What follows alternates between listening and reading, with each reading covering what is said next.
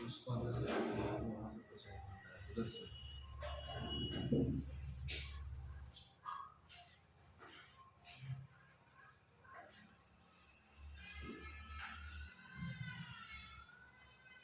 बाद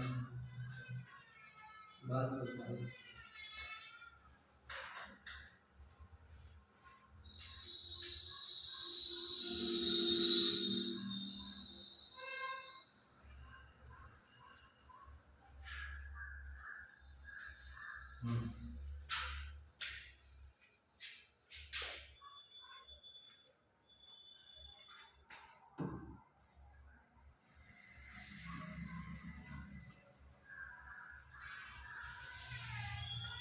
तो चलिए बच्चों, आज इंतजार की घड़ी आप सबों का खत्म हुआ, क्योंकि अब कल यानी 2 फरवरी को आप सभी का बोर्ड परीक्षा है, वो भी बायोलॉजी का।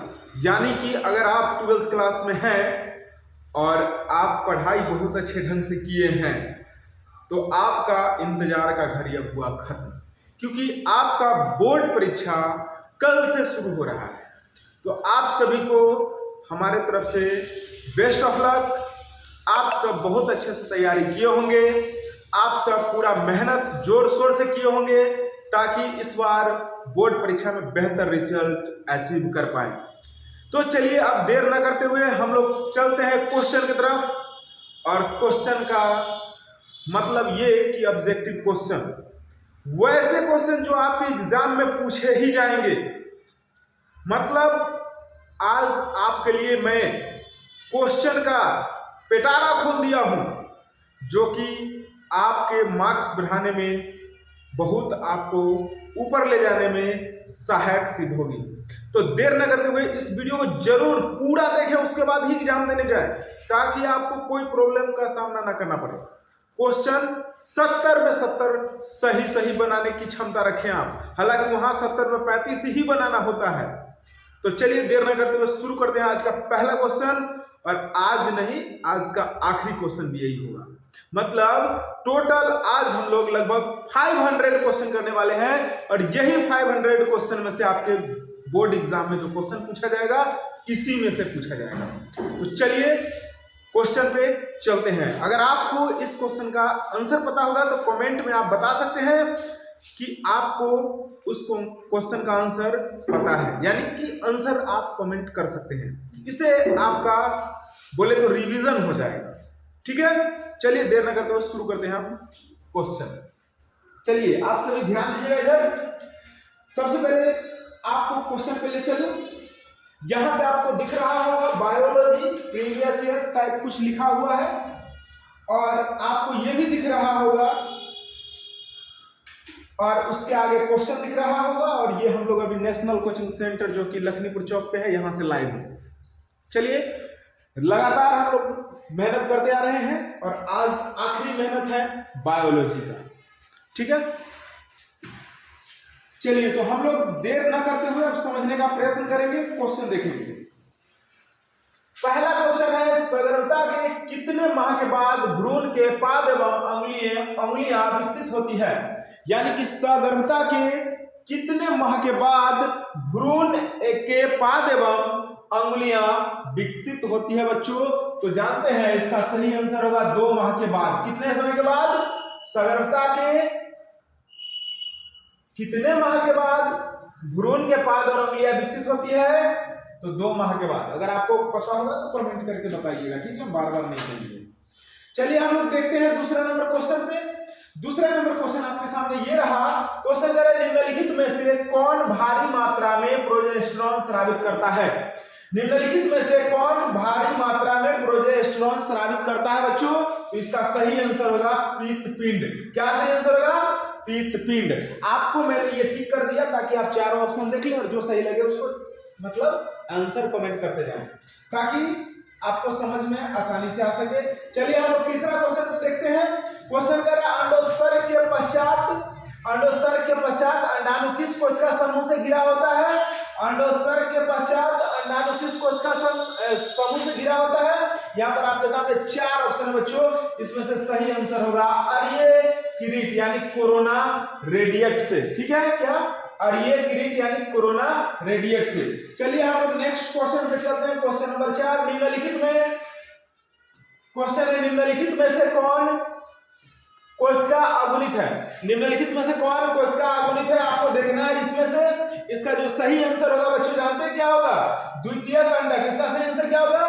द्वितीय कंडक। निम्नलिखित में से कौन कोशिका अगुणित है? तो द्वितीय कंडक। उसके बाद नेक्स्ट क्वेश्चन जो बच्चे आपके सामने ये रहे 5 नंबर, एक नई गर्भ निरोधक गोली जो गैर क्या कह रहा है? एक नई गर्भ निरोधक गोली जो गैर एस्टेरॉइड या एस्टेरॉइडल भी कह सकते हैं है, उसे क्या कहते हैं? यानी कि एक नई गर्भ निरोधक गोली जो गैर एस्टेरॉइडल है उसको क्या कहते हैं? यहाँ पे आपको ध्यान देना है। इसमें से सही कौन सा होगा मालूम है आपको? सहेली। इसका सही आंसर क्या होगा बच्चों? सहेली। समझ गए होंगे। इसके बाद अगला क्वेश्चन हम लोग देखते हैं। अगला क्वेश्चन आपके सामने ये रहा, क्वेश्चन नंबर 6। क्वेश्चन नंबर 6 क्या कह रहा है? 2001 की जनगणना। क्या क्वेश्चन कह रहा है? 2001 की जनगणना के अनुसार भारत की जनसंख्या वृद्धि क्या है? 2001 की जनगणना के अनुसार भारत की जनसंख्या वृद्धि क्या है बच्चों? यहाँ पे आपके सामने जो ऑप्शन दिख रहा है इसके अनुसार आपको जवाब देना है। इसका सही आंसर होगा लगभग 2%। यानी 2001 की जनगणना के अनुसार भारत की जनसंख्या वृद्धि दर क्या है? लगभग 2%। कितना समझे? लगभग 2%। उसके बाद अगला क्वेश्चन है 7 नंबर क्वेश्चन, निम्नलिखित में से कौन अंतःगर्भाशयी निम्नलिखित में से कौन अंतःगर्भाशयी युक्ति हार्मोन मोचक है? क्या समझे? निम्नलिखित में कौन अंतःगर्भाशयी युक्ति हार्मोन मोचक है? तो इसका जो सही आंसर होगा बच्चों आपको यहाँ पे ध्यान देना है। इसका सही आंसर होगा LNG20। क्या इसका सही आंसर होगा? LNG20। समझ रहे हैं? उसके बाद नेक्स्ट क्वेश्चन होगा बच्चों 8 नंबर क्वेश्चन आपको यहाँ दिख रहा होगा। देखिएगा क्वेश्चन कह रहा है कि निम्नलिखित में से कौन सा कथन डीएनए की प्रतिकृति के बारे में असत्य है, मतलब गलत है? क्या क्वेश्चन कह रहा है? कौन सा कथन डीएनए की प्रतिकृति के बारे में असत्य है? यहाँ पे आपके सामने दिख रहा है। इसमें से देखिए कौन सा इसका सही आंसर होगा बच्चों। इसका सही आंसर होगा कि डीएनए की दोनों लड़ियों पर प्रतिकृति सतत होता है। क्या क्वेश्चन है? डीएनए के दोनों लड़ियों पर प्रतिकृति सतत होता है। तो आप समझ रहे होंगे। अब हम लोग देखते हैं नेक्स्ट क्वेश्चन, क्वेश्चन नंबर 9। और क्वेश्चन नंबर 9 ये रहा, निम्नलिखित में से कौन एक एंजाइम राइबोसोमल आरएनए के अनुलेखन हेतु उत्तरदायी है? इसका सही आंसर होगा आरएनए पॉलीमरेज। क्या सही आंसर होगा? RNA polymerase. निम्नलिखित में से कौन एंजाइम राइबोसोमल आरएनए के अनुलेखन हेतु उत्तरदायी है? RNA polymerase. इसका सही आंसर होगा आरएनए पॉलीमरेज। चलिए हम लोग चलते हैं 10 नंबर क्वेश्चन। अब हम सोच रहे हैं कि आपको डायरेक्टली क्वेश्चन दिखाते चले। 10 नंबर क्वेश्चन होगा, कुछ अमीनो अम्ल का कूट लेखन एक से अधिक प्रकूटों द्वारा होता है, ऐसे कूट को क्या कहते हैं? क्या क्वेश्चन है? कुछ अमीनो अम्ल का कूट लेखन एक से अधिक प्रकूटों द्वारा होता है, ऐसे कोड को क्या कहते हैं? इसमें आपको ध्यान देना है। सही आंसर होगा अपहर्षित। क्या सही आंसर होगा? अपहर्षित। यानी कि कुछ अमीनो अम्ल कूट लेखन एक से अधिक प्रकूटों द्वारा होता है, ऐसे कोड को क्या कहते हैं? अपहर्षित कहते हैं। उसके बाद हम लोग देखेंगे अगला क्वेश्चन 11 नंबर क्वेश्चन आपके सामने ये रहा। क्वेश्चन कह रहा है कि लैग ऑपरेंड में वाई जीन की भूमिका क्या है? क्वेश्चन कह रहा है लैग ऑपरेंड में वाई जीन की भूमिका क्या है बच्चों? तो इसका सही आंसर होगा बीटा ग्लैक्टोसाइडेज का कूट लेखन। बीटा ग्लैक्टोसाइडेज का कूट लेखन। समझ गए? अगला क्वेश्चन है आपके सामने ये रहा 12 नंबर क्वेश्चन। और क्वेश्चन आपके सामने क्या कह रहा है सो देखिए, पूरा जीवी प्रमाण किसके अध्ययन पर आधारित है? तो इसका सही आंसर जानते हैं आप लोग क्या होगा? जीवाश्म पर आधारित है। किस पर आधारित है? जीवाश्म पर आधारित है। अगला क्वेश्चन जो है आपके सामने ये रहा 13 नंबर, तुल्य रूप संरचनाएं क्या दर्शाती है? तुल्य रूप संरचनाएं क्या दर्शाती है? इसका सही आंसर जानते हैं आप लोग क्या होगा? अभिसारी विकास। तुल्य रूप संरचना क्या दर्शाती है? अभिसारी विकास। अगला क्वेश्चन है देखिएगा, प्रागैतिहासिक गुफा। क्या कह रहा है? प्राग ऐतिहासिक गुफा चित्रों का रचना कब हुई? प्रागैतिहासिक गुफा चित्रों की रचना कब हुई? इसमें आपको आंसर देखना है। तो इसका सही आंसर होगा 10,000 वर्ष पूर्व। कब हुआ? प्रागैतिहासिक गुफा का रचना का कब हुआ? यहाँ पे 10,000 की जगह आप लोग क्या लगा लेंगे? 18,000। इसका सही आंसर क्या होगा बच्चों? 18,000 होगा।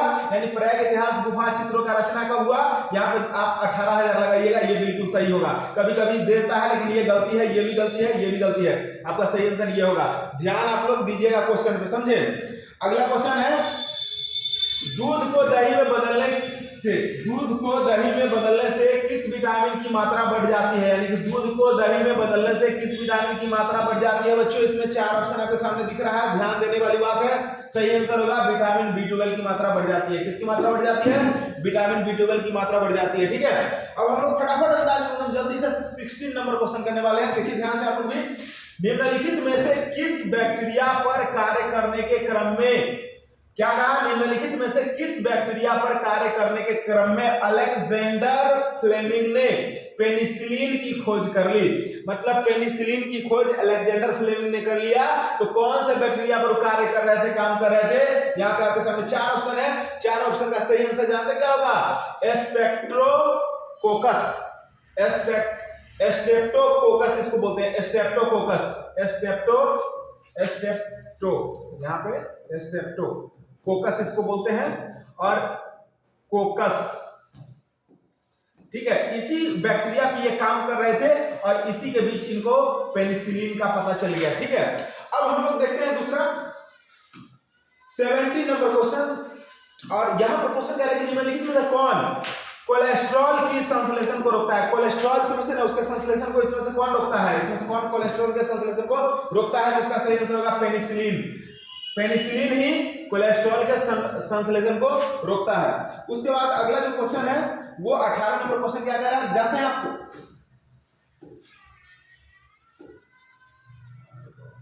चलिए यहां पे देखिएगा, पादप कोशिका से संपूर्ण पौधा बनाने की क्षमता को क्या कहते हैं, यानी कि पादप कोशिका से संपूर्ण पौधा बनाने की जो क्षमता है उसको क्या कहते हैं, जानते हैं आप लोग? पूर्ण सशक्तता कहते हैं। क्या कहते हैं? पूर्ण सशक्तता कहते हैं। ठीक है, अब हम लोग देखने वाले हैं 19 नंबर क्वेश्चन, और 19 नंबर क्वेश्चन आपके सामने ये रहा। क्वेश्चन कह रहा है हिसारडेल निम्नलिखित जानवरों में से किसका नस्ल है? हिसारडेल किसका नस्ल है बच्चों? हिसारडेल किसका नस्ल है? तो भेड़ का नस्ल है। हिसारडेल किसका नस्ल है? भेड़ का नस्ल है। समझ रहे हैं? हिसारडेल किसका नस्ल है? भेड़ का नस्ल है। अगला क्वेश्चन हम लोग देखने वाले हैं, क्वेश्चन नंबर आपके सामने ये रहा 20, और आपको 20 नंबर दिखाना है ना,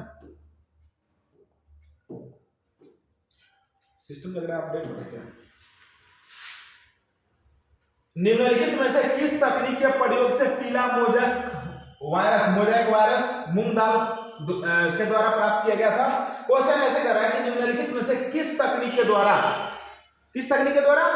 प्रयोग किया गया, उससे पीला मोजैक जो वायरस है, कौन वायरस? पीला मोजैक वायरस जो है वो प्रतिरोधी है, मूंग दाल प्राप्त किया गया था। मतलब उससे मूंग दाल प्राप्त किया गया था। किससे? तो इसमें 4 ऑप्शन आपके सामने दिखाई दे रहे हैं। इसका सही आंसर होगा उत्परिवर्तन के प्रजनन के द्वारा। किससे? उत्परिवर्तन के प्रजनन के द्वारा। अगला क्वेश्चन हम लोग देखने वाले 21 नंबर क्वेश्चन, और क्वेश्चन आपके सामने ये रहा 21 नंबर, और आपको देखना है कि डीएनए के खंडों का गमन, क्या क्वेश्चन कर रहा है? डीएनए के खंडों का गमन एनोड की तरफ इलेक्ट्रोफोरेसिस में होने पर या में होने का कारण क्या है? डीएनए का क्या है, यानी डीएनए खंडों का क्या है? तो ऋण आवेशित होना ही, डीएनए खंडों का ऋण आवेशित होना ही डीएनए खंडों का गमन एनोड की तरफ इलेक्ट्रोफोरेसिस में होने का कारण है। समझ गए होंगे? अब हम लोग देखते हैं नेक्स्ट क्वेश्चन नंबर 22, और क्वेश्चन क्या कह रहा है सो समझिए, निम्नलिखित में से कौन पौधे में कायिक यानी वनस्पतिक प्रसार के लिए उत्तरदायी नहीं है? क्वेश्चन क्या कह रहा है? निम्नलिखित में से कौन पौधा में कायिक यानी कि वनस्पतिक प्रसार के लिए उत्तरदायी नहीं है? इसमें भी आप ऑप्शन पे ध्यान देते जाइएगा। इसका सही आंसर होगा बच्चों मुकुलन। क्या सही आंसर होगा? मुकुलन। यहाँ पे न होना चाहिए बट इसमें जेम्यूल लिख दिया है, तो ये जेम्यूल भी होता है, इसका दूसरा नाम है, या बोले तो इंग्लिश में नेम है, लेकिन यहाँ पे आपको इसका मुकुलन यहाँ पे रहना चाहिए। ठीक है, ये इसका सही आंसर यही होगा, ये मुकुलन। ठीक है, जेम्यूल। क्या क्वेश्चन कह रहा था कि कौन पौधा कायिक यानी वनस्पति प्रसार के लिए उत्तरदायी नहीं है? समझ रहे हैं? नहीं है, तो नहीं है तो मुकुलन यानी जेम्यूल। अगर पूछता कि कौन पौधा में कायिक वनस्पति प्रसार के लिए उत्तरदायी है, तो भूस्तारिका, शलकंद और प्रकंद, ये सब होगा। ठीक है, ये सब होगा। समझ रहे हैं? ये ध्यान देने वाली बात है। अगला क्वेश्चन को हम लोग देखने वाले हैं 23 नंबर क्वेश्चन। क्वेश्चन क्या कह रहा है ये समझेंगे।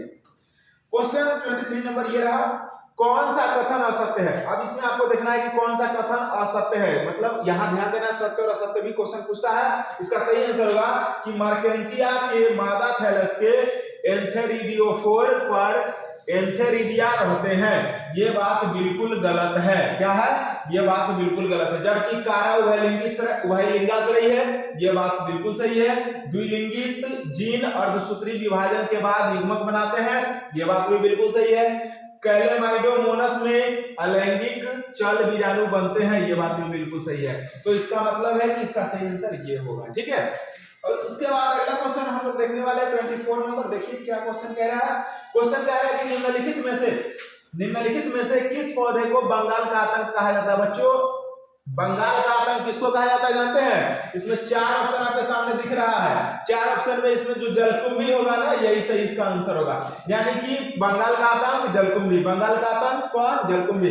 अगला क्वेश्चन जो है 25 नंबर आप देखिएगा। क्वेश्चन कह रहा है कि निम्नलिखित में से कौन लघु बीजाणुधानी का हिस्सा नहीं है? यहां भी ध्यान दीजिएगा, नहीं है क्वेश्चन पूछ रहा है। रहता तो दूसरा बात हो जाता, नहीं है तो दूसरा बात है। यानी निम्नलिखित में कौन लघु बीजाणुधानी का हिस्सा नहीं है? इसमें भी 4 ऑप्शन आपके सामने दिख रहा है और इसमें से सही आंसर होगा बीजांड द्वार। इसमें जो बीजांड द्वार है ये लघु बीजाणुधानी का हिस्सा नहीं है, जबकि अंतःस्थायियम या कैपिटम या बाह्य त्वचा ये सब लघु बीजाणुधानी का हिस्सा है। तो आप समझ गए होंगे।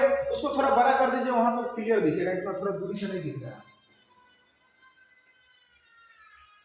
चलिए हाय हाय, जो भी हाय लिख रहे हैं उन सभी को हाय। वीडियो को शेयर करते जाइए और आप जो भी बच्चे कल एग्जाम देने वाले हैं उन तक ये वीडियो जरूर पहुंचाइए, ताकि वो आसानी से अपने एग्जाम में ज्यादा से ज्यादा मार्क अचीव कर पाएंगे। ये बहुत ही इंपॉर्टेंट क्वेश्चन है। इसमें ऐसा क्वेश्चन आपको बताया जा रहा है जो कि एग्जाम में आने की संभावना है। चलिए अब हम लोग देखते हैं नेक्स्ट क्वेश्चन नंबर 26 पे। 26 नंबर क्वेश्चन क्या कह रहा है समझिए। आवृतबीजी पौधों में निम्नलिखित में से किस कोशिका के विभाजन के पश्चात 2 नर युग्मक बनते हैं?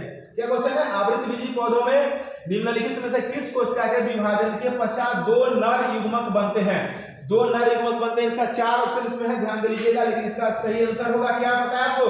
जनन कोशिका। यानी कि जनन कोशिका। क्या क्वेश्चन कह रहे थे? आवृतबीजी पौधे में निम्नलिखित में से किस कोशिका के विभाजन के पश्चात 2 नर युग्मक बनते हैं? तो जनन कोशिका के विभाजन के पश्चात 2 नर युग्मक बनते हैं। इसको ध्यान दे लीजिएगा। अगला क्वेश्चन आपके सामने ये रहा 27 नंबर। और क्वेश्चन क्या कह रहा है कि निम्नलिखित में से कौन अंड समुच्चय से नहीं जुड़ा है? नहीं जुड़ा है क्वेश्चन में, ध्यान दे लीजिएगा। ऐसा क्वेश्चन बहुत रहता है और इसी में बच्चे कंफ्यूज हो जाते हैं। वो लगा देंगे कि जुड़ा है और आप ऑप्शन के साथ आंसर भी समझ लेंगे कि जुड़ा है। तो आपको ध्यान देना है। इसका जो सही आंसर होगा बच्चों, क्वेश्चन कह रहा है कौन अंड समुच्चय से नहीं जुड़ा है? तो तंतु रूप समुच्चय जो है ना, क्या तंतु रूप जो समुच्चय है ये अंड समुच्चय से नहीं जुड़ा है। बाद में अगर पूछेगा कौन अंड समुच्चय से जुड़ा है, तो सहायक कोशिका, अंड और प्रतिव्यासांत कोशिका। ठीक है, व्यासांत कोशिका। ठीक है, अब उसके बाद हम लोग अगले क्वेश्चन पे चलेंगे। 28 नंबर क्वेश्चन क्या कह रहा है? घास के बीज में, क्वेश्चन क्या कह रहा है बच्चों? घास के बीज में प्रसल्क यानी कि एस्कुटेलम को क्या कहते हैं? यानी कि घास के बीच में प्रसल्क यानी कि एस्कुटेलम को क्या कहते हैं? तो इसमें भी आपको 4 ऑप्शन दिख रहा होगा, ध्यान दे लीजिए। इसका सही आंसर क्या होगा? बीज पत्र। इसका सही आंसर क्या होगा? बीज पत्र। यानी घास के बीच में प्रसल्क यानी कि एस्कुलेटम को क्या कहते हैं? तो बीज पत्र कहते हैं। ठीक है, अगला क्वेश्चन हम लोग देखने वाले हैं 29 नंबर। और 29 नंबर क्वेश्चन क्या कह रहा है? देखिए अल्फा 1 क्या कह रहा है? अल्फा 1 एटीट्रिप्सिन। क्या एटीट्रिप्सिन की उपयोगिता क्या है? अल्फा 1 एटीट्रिप्सिन की उपयोगिता क्या है बच्चों? जानते हैं? इसका उपयोगिता है एम्फाइलेसेमा के उपचार में। एम्फाइसेमा के उपचार में अल्फा 1 एंटीट्रिप्सिन का यूज हम लोग करते हैं। उसके बाद अगला क्वेश्चन है 30 नंबर क्वेश्चन, जो कि आपके सामने ये रहा। क्वेश्चन कह रहा है कि निम्नलिखित में से किस विधि द्वारा न्यूक्लिक अम्ल का प्रवर्धन होता है? निम्नलिखित में से किस विधि के द्वारा न्यूक्लिक अम्ल का प्रवर्धन होता है? इसमें भी आपको ध्यान देने वाली बात है। इसका सही आंसर होगा पीसीआर। इसका सही आंसर क्या होगा? पीसीआर। अगला क्वेश्चन हम लोग देखने वाले हैं 31 नंबर क्वेश्चन। और क्वेश्चन आपके सामने ये रहा। क्वेश्चन क्या कह रहा है इसको देखिएगा। किस पीएच पर बैसिलस थुरिंजिएंसिस, क्या थुरिंजिएंसिस के द्वारा संश्लेषित कीटनाशक प्रोटीन सक्रिय हो जाता है? क्वेश्चन क्या कहा? किस पीएच पर बैसिलस थुरिंजिएंसिस के द्वारा संश्लेषित कीटनाशक प्रोटीन सक्रिय हो जाता है? इसमें भी आपके पास 4 ऑप्शन है। इसका सही आंसर होगा अम्लीय पीएच। क्या सही आंसर होगा? अम्लीय पीएच। उसके बाद अगला क्वेश्चन हम लोग जो देखेंगे वो है 32 नंबर क्वेश्चन। क्वेश्चन कह रहा है कि तंबाकू के पौधे में क्या क्वेश्चन कह रहा है? तंबाकू के पौधे में सूत्रकृमि के संक्रमण को रोकने हेतु आरएनए व्यक्तिकरण का प्रयोग किया जाता है, जिसमें सूत्रकृमि विशिष्ट जीनों के को किस सहायक नहीं संवाहक द्वारा डाला जाता है। क्वेश्चन को एक बार फिर दोबारा हम लोग रिमाइंड करते हैं, समझिएगा। क्वेश्चन कह रहा है कि तंबाकू के पौधों में सूत्रकृमि के संक्रमण को रोकने हेतु आरएनए व्यक्तिकरण का प्रयोग किया जाता है, जिसमें सूत्रकृमि विशिष्ट जीनों को किस संवाहक द्वारा डाला जाता है। तो इसका जो सही आंसर होगा वो होगा रेट्रोवायरस। क्या सही आंसर होगा? रेट्रोवायरस इसका सही आंसर होगा। तो आप लोग समझ गए होंगे। अब हम लोग देखने वाले हैं नेक्स्ट क्वेश्चन नंबर 33। क्वेश्चन आपके सामने ये रहा, बासमती चावल। क्या पूछ रहा है क्वेश्चन? बासमती चावल किसमें भारत में उगाए जाते हैं? यानी कि बासमती जो चावल है आप लोग खाए होंगे खरीद के, उसके कितने किस्म को भारत में उगाया जाता है बच्चों? तो इसका जो सही आंसर होगा, इसमें आपके 4 ऑप्शन आपके सामने दिखाई दे रहा है। इसका जो सही आंसर होगा पता है कितना होगा? 27 तरह के किस्में भारत में उगाई जाती है। यानी जो बासमती चावल है उसका 27 प्रकार की किस्में अपने भारत में उगाई जाती है। तो ये भी ऑब्जेक्टिव क्वेश्चन बड़ा इंपॉर्टेंट था। इसके बाद आपके सामने ये रहा 34 नंबर क्वेश्चन, और आपको देखना होगा इसका आंसर। निम्नलिखित में से कौन संगठन जीएम अनुसंधान संबंधी कार्यों की वैधानिकता एवं जीएम जीवों की सन्निवेश की सुरक्षा पर निर्णय लेती है? इसका सही आंसर आपको इसमें से चुन लेना है कि कौन इसका सही आंसर होगा। तो इसका जो क्वेश्चन क्या कर रहे थे एक बार दोबारा देखते हैं। क्वेश्चन कह रहा है निम्नलिखित में से कौन संगठन जीएम अनुसंधान संबंधी कार्यों की वैधानिकता एवं जीएम जीवों की सन्निवेश की सुरक्षा पर निर्णय लेती है? तो जीईएसी। क्या? जीईएसी ये जो है निर्णय लेती है उसके सुरक्षा पर, सन्निवेश की सुरक्षा पर। समझ गए? अब हम लोग चलते हैं नेक्स्ट क्वेश्चन। क्वेश्चन क्या कह रहा है? 35 नंबर क्वेश्चन पर ध्यान दीजिएगा। 35 नंबर क्वेश्चन आपके सामने ये रहा कि रामदेव मिश्र का नाम किस क्षेत्र में अनुसंधान से जुड़ा है? रामदेव मिश्र, रामदेव बाबा नहीं, रामदेव मिश्र। इसका 4 ऑप्शन आपके सामने दिख रहा होगा कि रामदेव मिश्र का नाम किस क्षेत्र में अनुसंधान से जुड़ा है। इसका सही आंसर होगा पारिस्थितिकी से। किससे? पारिस्थितिकी से। तो आप लोग समझ गए होंगे। अब हम लोग नेक्स्ट क्वेश्चन नंबर 36 पे चलते हैं, और 36 नंबर क्वेश्चन आपके सामने ये रहा। क्वेश्चन कह रहा है कि निम्नलिखित में से कौन जीवाणुओं के लिए क्लोनकारी संवाहक नहीं है? क्वेश्चन क्या कह रहा है? निम्नलिखित में कौन जीवाणुओं के लिए क्लोनकारी संवाहक नहीं है? इसमें भी आपको 4 ऑप्शन दिखाई दे रहा है, ध्यान दीजिएगा। और इसका जो सही आंसर होगा बच्चों जानते क्या होगा? टीडीएनए। क्या क्वेश्चन होगा? टीडीएनए। समझ गए? कौन जीवाणुओं के लिए क्लोनकारी संवाहक नहीं है? तो टीडीएनए। अब हम लोग चलते हैं नेक्स्ट क्वेश्चन पे। क्वेश्चन क्या है? 37 नंबर, और ये रहा आपके सामने ऐसे। निम्नलिखित में से किस विधि से पुनर्योगज डीएनए को सीधे जंतु कोशिका के केंद्रक में अंतःक्षेपित किया जाता है? क्या समझे? निम्नलिखित में से किस विधि से पुनर्योजन या पुनर्योगज डीएनए को सीधे जंतु कोशिकाओं के केंद्रक में अंतःक्षेपित, क्या क्वेश्चन कह रहा है? अंतःक्षेपित किया जाता है। तो इसका जो सही आंसर होगा आप ये सब देख लीजिए, लेकिन सही आंसर इसका होगा सूक्ष्म अंतःक्षेपण। क्या होगा सही आंसर? सूक्ष्म अंतःक्षेपण। अब आप लोग को हो सकता है कि मेरा फेस थोड़ा ब्लैक दिख रहा हो, जैसा कि हमको स्क्रीन में दिख रहा है, तो आप लोग चिंता ना करें, लाइन का थोड़ा अभाव है, कट चुकी है, कुछ देर में आएंगी। तब तक के लिए हम लोग क्लास को रोक नहीं सकते, चलता रहेगा। सुविधाएं में खेद है, मतलब इसके लिए हम आप लोगों को सॉरी कह सकते हैं। इम्प्रूवमेंट की आवश्यकता है, होगी, आप लोग सपोर्ट करेंगे तो एकदम वाइट पिक्चर बनेगा, लेकिन संसाधन की कमी की वजह से, लेकिन हम लोग आप लोग का सपोर्ट मिलेगा तो हार नहीं मानेंगे, है नहीं? चलिए तो फिर देर न करते हैं, क्वेश्चन की तरफ चलते हैं। और क्वेश्चन आपके सामने ये है 37 नंबर। क्वेश्चन क्या कह रहा था कि निम्नलिखित में से किस विधि से पुनर्योगज डीएनए को सीधे जंतु कोशिका के केंद्रक में अंतःक्षेपित किया जाता है? तो इसका सही आंसर था सूक्ष्म अंतःक्षेपण के द्वारा। ये क्वेश्चन हम लोग पढ़ चुके थे। अब हम लोग चलते हैं 38 नंबर क्वेश्चन पे, और ये क्वेश्चन है आपके सामने। ये क्वेश्चन कह रहा है कि डीएनए पृथक्करण हेतु कवक को किस एंजाइम से संशोधित करते हैं। क्वेश्चन क्या कह रहा है, डीएनए पृथक्करण हेतु कवक को किस एंजाइम से संशोधित करते हैं, उसको खोल दीजिए। डीएनए पृथक्करण हेतु कवक को किस एंजाइम से संशोधित करते हैं। इसमें 4 ऑप्शन आपके सामने यहाँ दिखाई दे रहा है। आप इसका सही आंसर देखेंगे काइटिनेज होगा। क्या इसका सही आंसर होगा, काइटिनेज होगा। ठीक है, डीएनए पृथक्करण हेतु कवक को किस एंजाइम से संशोधित करते हैं, तो काइटिनेज। क्लियर। अब हम लोग देखने वाले हैं नेक्स्ट क्वेश्चन नंबर 39। क्वेश्चन कह रहा है कि निम्नलिखित में से कौन PBr 322 यानी PBr 322 में नहीं है।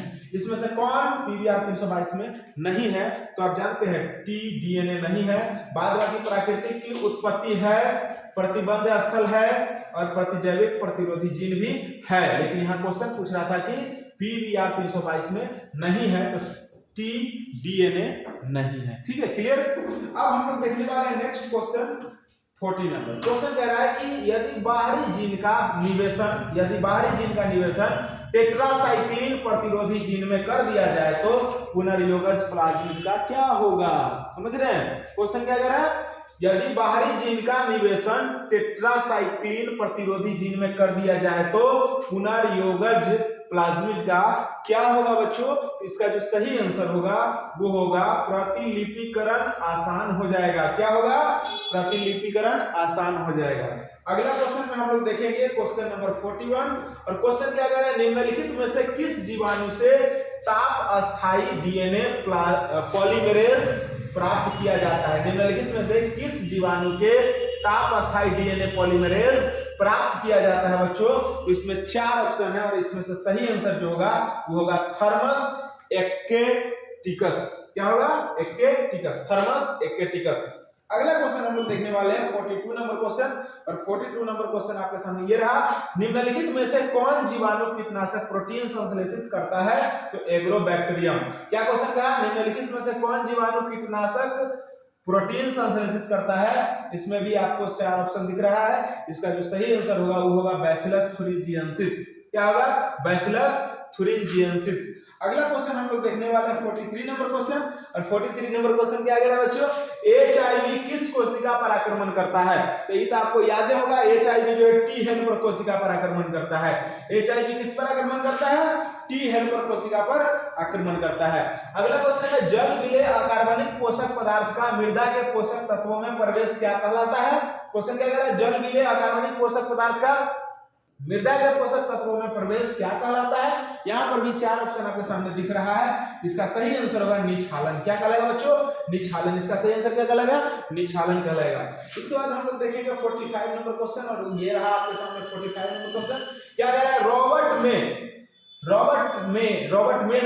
रॉबर्ट के अनुसार, क्या लिख रहा है, ये नहीं लिखना है। रॉबर्ट के अनुसार वैश्विक जातीय विविधता कितनी है। रॉबर्ट के अनुसार वैश्विक जातीय विविधता कितनी है, तो 7 मिलियन। कितनी है, 7 मिलियन। रॉबर्ट हुक जिसको बोलते हैं हम लोग, उसके अनुसार वैश्विक जातीय विविधता कितनी है, 7 मिलियन, 7 मिलियन। देखते हैं ना व्यूज, वही 7 मिलियन। ठीक है, उसके बाद अगला क्वेश्चन हम लोग देखने वाले हैं 46 नंबर क्वेश्चन आपके सामने ये रहा। क्वेश्चन करें कि भारत की जैव विविधता विश्व की कुल जैव विविधता का कितना प्रतिशत है। भारत की जैव विविधता विश्व की कुल जैव विविधता का कितना प्रतिशत है बच्चों, तो 8.1%। कितना प्रतिशत, 8.1%। अब हम लोग देखने वाले 47 नंबर क्वेश्चन। और 47 नंबर क्वेश्चन कह रहा है, विक्टोरिया झील की सिचलिड मछलियों के 200 से अधिक जातियों के विलोपन का कारण क्या था। विक्टोरिया झील की सिचलिड मछलियों के 200 से अधिक जातियों के विलोपन का कारण क्या था, विलोपन का कारण क्या था बच्चों। तो इसमें सही आंसर जो होगा विदेशी जातियों का आक्रमण।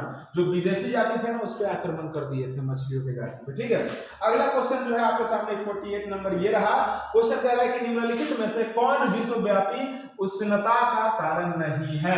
निम्नलिखित में कौन विश्वव्यापी उष्णता का कारण नहीं है, नहीं पे ध्यान देना है। ठीक है, इसमें से आपको ध्यान देने वाली बात है ऊर्जा प्रयोग दक्षता में उन्नति। याद रखिएगा, ऊर्जा प्रयोग दक्षता में उन्नति। अगला क्वेश्चन है आपके सामने 49 नंबर, और ये क्वेश्चन कह रहा है कि निम्नलिखित में से कौन सा कथन जैव खेती के बारे में असत्य है।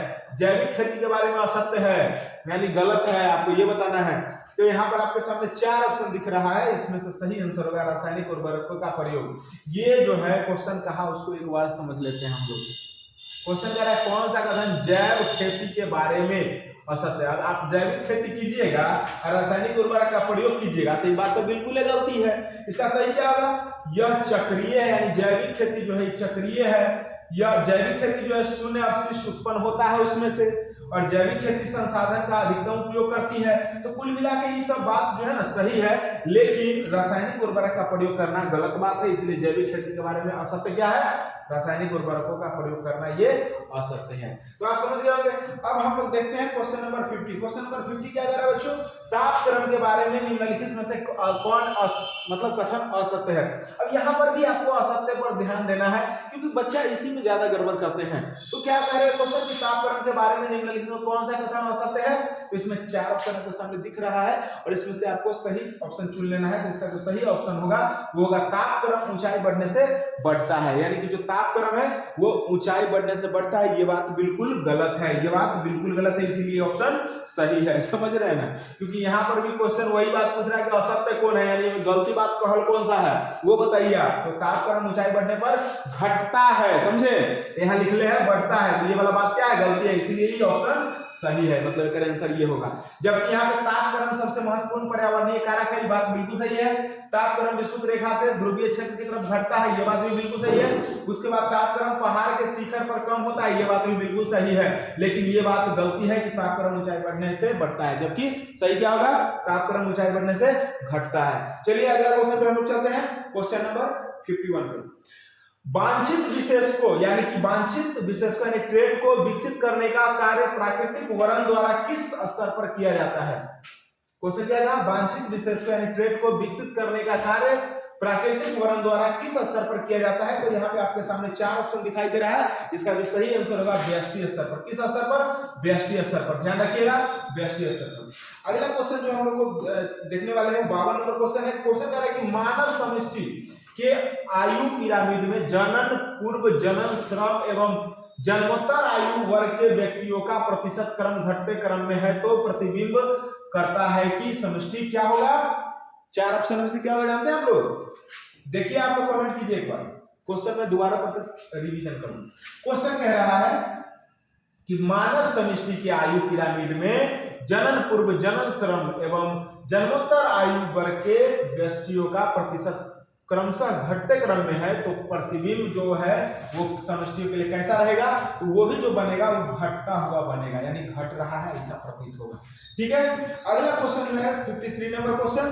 क्वेश्चन कह रहा है कि निम्नलिखित में से कौन जीवन काल में एक बार प्रजनन करते हैं, मतलब वो अपने पूरे जीवन काल में सिर्फ एक ही बार प्रजनन करते हैं। इसमें से 4 ऑप्शन आपके सामने दिख रहा है, और इसका सही आंसर है प्रशांत महासागरीय जो सामान्य मछली होगा सो, और बांस, ये दोनों जो है ना अपने पूरे जीवन काल में एक ही बार प्रजनन करता है।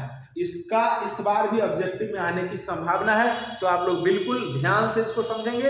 हो सकता है कि मेरा फेस आपको अभी क्लियर नहीं दिख पा रहा हो लाइन नहीं रहने की वजह से, लेकिन आप लोग चिंता न करें, क्वेश्चन आपको क्लियर दिख रहा होगा। आपको क्वेश्चन से मतलब है, आप बिल्कुल ध्यान देकर के पढ़ें।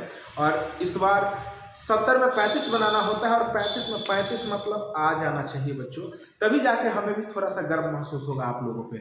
चलिए उसके बाद अगला क्वेश्चन की तरफ हम लोग चलते हैं। क्वेश्चन नंबर 54 आपके सामने ये रहा।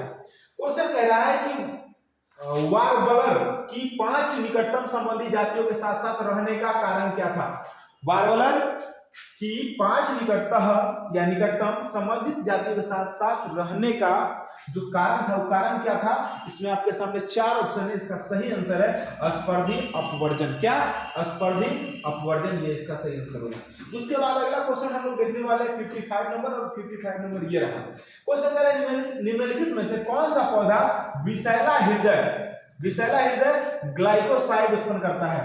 विषैला हृदय ग्लाइकोसाइड उत्पन्न करता है, इसका सही आंसर जानते हैं आप लोग, कैलोट्रोपिस। कैलोट्रोपिस, यानी कि कौन सा पौधा विषैला हृदय यानी ग्लाइकोसाइड्स उत्पन्न करता है, तो कैलोट्रोपिस, याद रखिएगा इसका सही आंसर। उसके बाद अगला क्वेश्चन जो है ये 56 नंबर, निम्नलिखित में कौन अपघटक है, कौन अपघटक है बच्चों, तो इसमें से 4 ऑप्शन आपको देखना है और इसका सही आंसर जो है वो बताना है। तो इसका सही आंसर होगा कवक एवं जीवाणु, यानी कि कौन अपघटक है, तो कवक एवं जीवाणु, ठीक है। उसके बाद अगला क्वेश्चन कह रहा है कि तद्रुप प्रजननी, तद्रुप प्रजननी लाल फूल वाले, तद्रुप प्रजननी सफेद फूल वाले एंटीरिनम के पौधे के संकरण के फलस्वरूप F1 पीढ़ी गुलाबी फूलों वाली थी, तो ये किसका उदाहरण है। क्वेश्चन को एक बार फिर देखिएगा, तद्रुप प्रजननी लाल फूल वाले और तद्रुप प्रजननी सफेद फूल वाले एंटीरिनम, क्या एंटीरिनम के पौधे के संकरण के फलस्वरूप F1 पीढ़ी जो है वो गुलाबी फूलों वाली थी, तो ये किसका उदाहरण है। तो इसमें 4 ऑप्शन आपको देखना है और 4 में सही आंसर है अपूर्ण प्रभाविता का उदाहरण है। किसका उदाहरण है बच्चों, अपूर्ण प्रभाविता का उदाहरण है। उसके बाद हम लोग नेक्स्ट क्वेश्चन देखने वाले 58 नंबर, और ये क्वेश्चन है आपके सामने, ये देखिएगा, निम्नलिखित में से कौन सा कथन असत्य है, निम्नलिखित में से कौन सा कथन असत्य है, फिर आपको यहीं पे ध्यान देना असत्य पे। यहाँ 4 ऑप्शन आपके सामने दिखाई दे रहा है और 4 ऑप्शन में सही बात है, अलील का आपस में सम्मिश्रण होता है, ये बात बिल्कुल गलत है, इसलिए क्वेश्चन का आंसर डी होगा। लेकिन आपको मैं और बता दूं, लक्षणों का निर्धारण कारक करते हैं, ये बात सही है, कारक विभक्त होते हैं, ये बात भी सही है, मटर में कारक जोड़े में होते हैं, ये बात भी सही है, ये तीनों बात को सही मानते हैं, लेकिन अलील का आपस में सम्मिश्रण होता है, ये बात गलत है। और इसी में इस क्वेश्चन में क्या पूछ रहा है, कौन सही है कि गलत है, क्वेश्चन पूछ रहा है कौन गलत है, तो गलत तो यही है, इसलिए इसका आंसर क्या होगा, ये वाला इसका आंसर होगा कि अलील आपस में सम्मिश्रण होता है, ये बात गलती है, इसीलिए इसका सही आंसर 58 का डी हो जाएगा। अगला क्वेश्चन हम लोग देखने वाले हैं, क्वेश्चन आपके सामने ये रहा, क्वेश्चन नंबर 59। क्वेश्चन कह रहा है कि स्वतंत्र अपव्यूहन के नियम का कोशिकीय आधार क्या है, स्वतंत्र अपव्यूहन के नियम का कोशिकीय आधार क्या है बच्चों। इसका जो सही आंसर होगा, एक युग्मन के अलील युग्मक बनाते समय या बनते समय अलग होते हैं। क्या क्वेश्चन कह रहा है, एक युग्मन के अलील, एक मिनट क्या हुआ,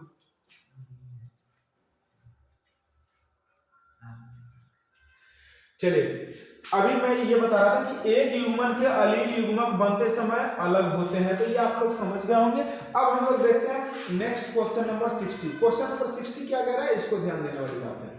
क्वेश्चन कह रहा है कि वंशागति, क्वेश्चन क्या कह रहा है, वंशागति का क्रोमोसोम सिद्धांत किसने प्रतिपादित किया। क्वेश्चन क्या कह रहा है, वंशागति का क्रोमोसोम सिद्धांत किसने प्रतिपादित किया। इसका जो सही आंसर होगा बच्चों, आपको यहाँ 4 ऑप्शन है, 4 ऑप्शन को आप देखें और जो आपको सही लगे कमेंट करें। मैं आपको एक बात और बता देना चाहता हूं कि आप लोग जो भी तैयारी किए होंगे पहले, वो सब बेहतर हुआ होगा। अगर आप तैयारी न किए हैं तो भी कोई चिंता नहीं करने का है, क्योंकि जो होना होगा वो तो होके रहेगा। तो कहने का मतलब ये है कि आपने अगर तैयारी बेहतर किया है तो आपको पूरा नॉलेज होगा, कैसे कॉपी लिखना है, कौन सा प्रश्न का उत्तर कब देना है, मतलब टोटल कितने क्वेश्चन पूछे जाते हैं, उसमें से कितने क्वेश्चन का आंसर देना होता है। चलिए इस विषय पे भी हम थोड़ा सा डिस्कस कर दें बच्चों। आपको मैं बता दूं, इसके आगे 61 से लेकर अभी 17 नंबर क्वेश्चन तक हम लोग करने वाले हैं, लेकिन उससे पहले थोड़ा सा आपको जानकारी होना चाहिए कि कल आप लोग को एग्जाम में कैसे लिखना है, ताकि आपको सहूलियत मिल पाए या फिर आप समझ पाए। आपको सबसे पहले जानकारी होनी चाहिए कि बायोलॉजी जो होता है, यानी बायोलॉजी यानी जीव विज्ञान में टोटल 70 नंबर का ये